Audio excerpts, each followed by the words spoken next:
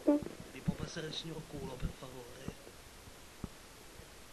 Ma cosa dice, scusi? Mi può passare il signor Culo, cortesemente? Sono un suo vecchio conoscente.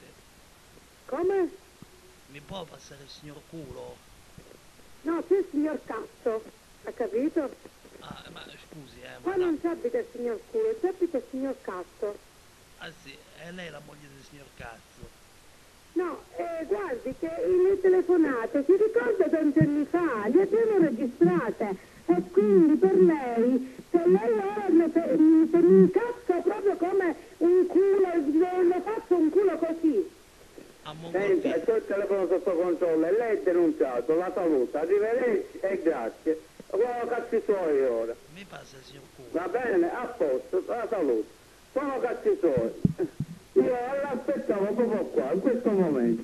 Io già avevo la denuncia in corso, ora l'ho denunciata direttamente. Perché già c'ho i coglioni compri.